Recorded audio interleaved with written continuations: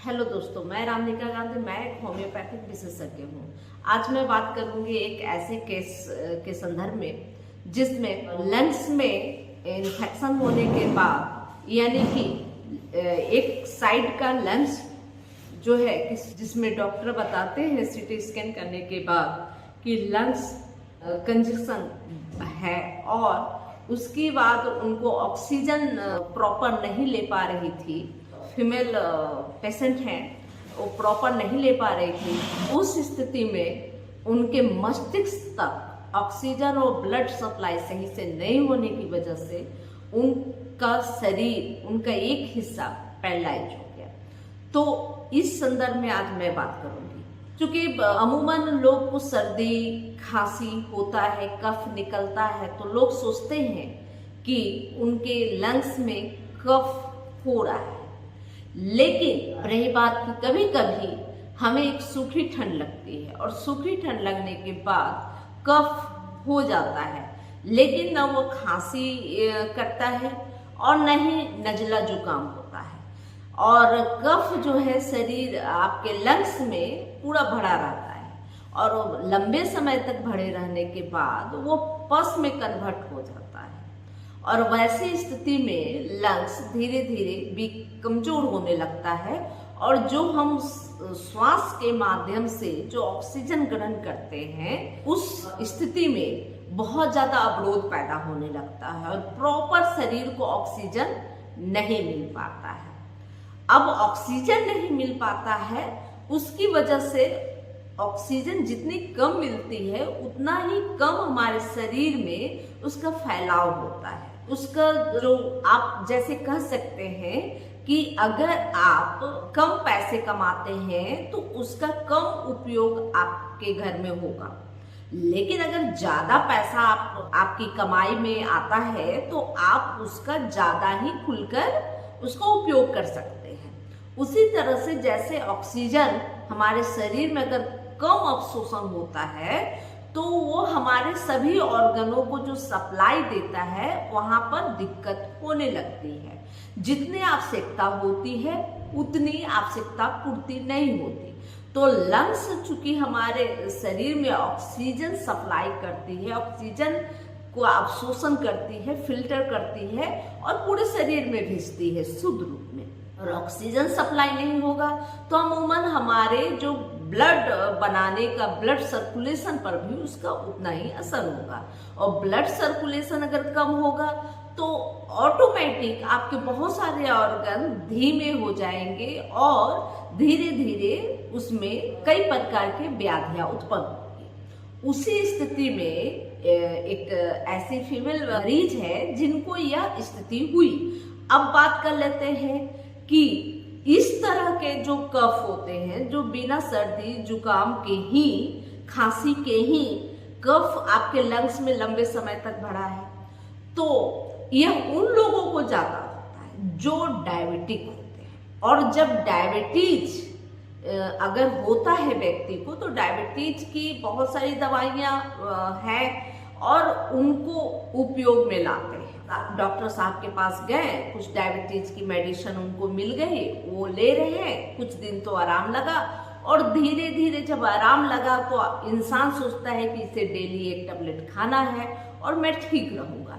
ऐसा कुछ नहीं होता है। डायबिटीज के हमेशा प्रॉपर चेकअप होते रहने चाहिए ताकि आपको पता चल सके कि जो आप दवाइयां खा रहे हैं वो सही से काम कर रहा है या नहीं कर रहा है, आपके ब्लड में शुगर लेवल को कंट्रोल कर रहा है नहीं कर रहा है। अब रही बात की कुछ दिक्कतें बढ़ जाती है, इंसान को ऐसा पता चलता है, कोई तकलीफ ज्यादा परेशान करने लगती है तो इंसान फिर से वो चेकअप कराता है, तब पता चलता है कि इनका शुगर लेवल तो बहुत ज्यादा बढ़ रहा है दवा लेने के बावजूद। लेकिन जब आपको यह जो शुगर बढ़ रहा है और आप उतना ज्यादा अनकंफर्टेबल महसूस नहीं कर रहे हैं, दिक्कत ज्यादा नहीं हो रही, तो आप सोचते हैं कि यह ऐसा अब तो होता रहता है, चूंकि मैं डायबिटिक पेशेंट हूँ तो थोड़ा बहुत उतार चढ़ाव होता रहता है स्वास्थ्य में। तो इस स्थिति को देखते हुए आप चेकअप नहीं कराते या डॉक्टर से कंसल्ट नहीं करते।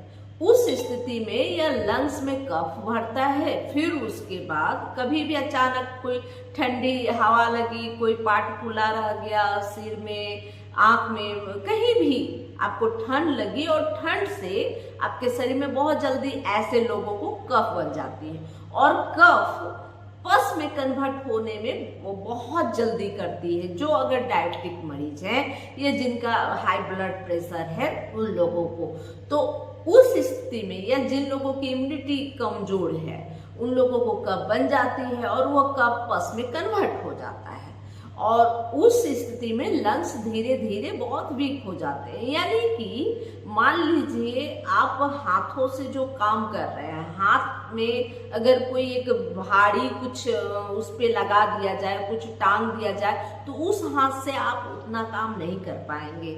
इसी तरह से लंग्स में भी होता है। अगर लंग्स अगर साफ हो, स्वस्थ हो तो काम अच्छा करता है। अब उसमें पस म्यूकस भरा हो तो वह काम करना धीरे धीरे उसको दिक्कत महसूस होती है और वह कम काम करता है, ऑक्सीजन का अवशोषण कम करता है।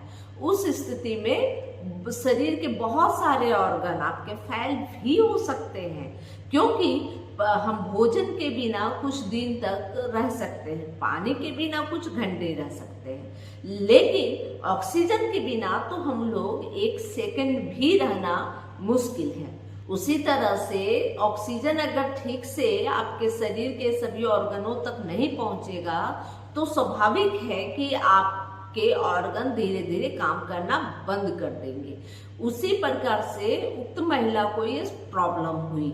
चूंकि मैं जो भी आपको बताती हूँ एकदम से साधारण सी भाषा, जो एक आम भाषा में बताती हूँ जिसे आप सभी समझ सकते हैं।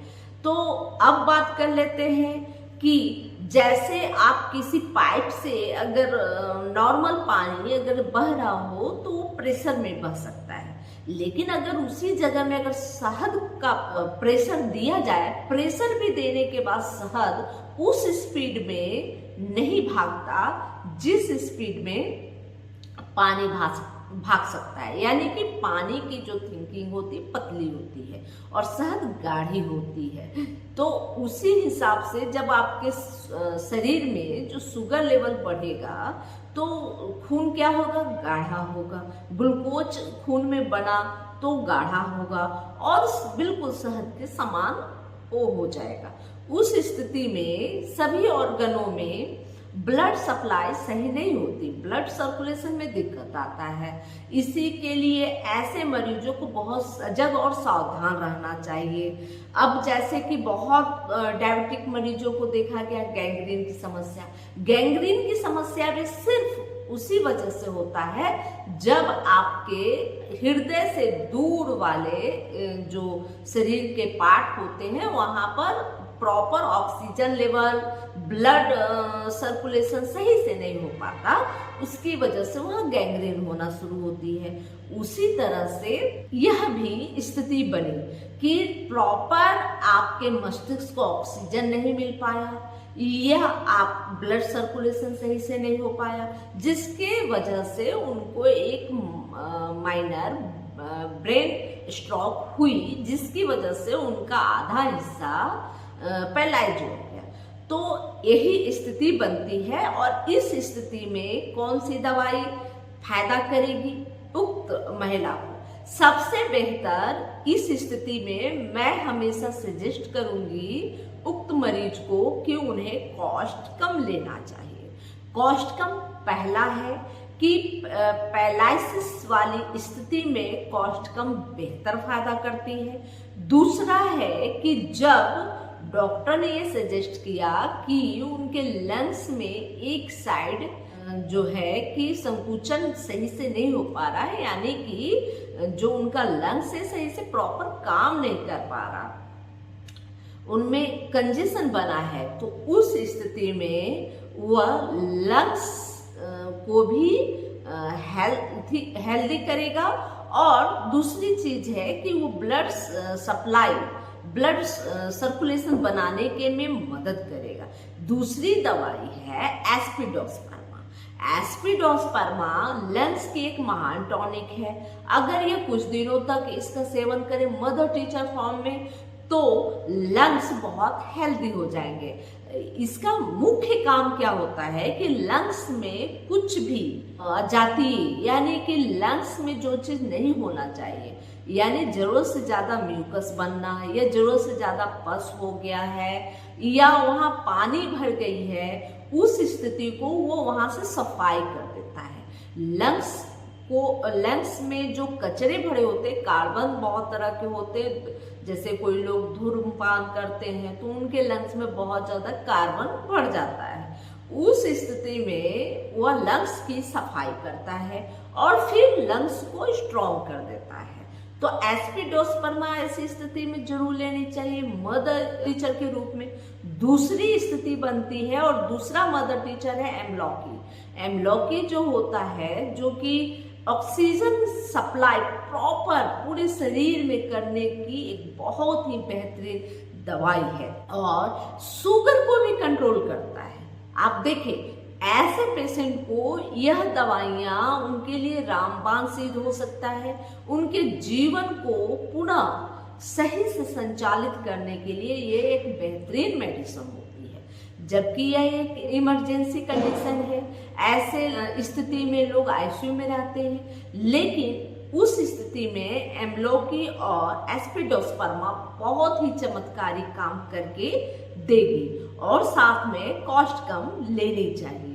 इस स्थिति में और भी बहुत सारी स्थितियां बनती है और चूंकि एमलॉकी जो होता है, एमलॉकी हो गया, यह वैसी स्थिति में जब शुगर कंट्रोल नहीं हो रहा, मेडिसिन हम शुगर की बहुत सारी ले रहे हैं लेकिन फिर भी शुगर कंट्रोल नहीं होता, उस जगह में भी एमलॉकी शुगर को कंट्रोल करता है और पूरे शरीर में ऑक्सीजन सप्लाई करता है। तीसरी, खून ब्लड बनाने की यह एक बेहतरीन दवा है, क्योंकि इसमें प्रॉपर मात्रा में विटामिन सी है।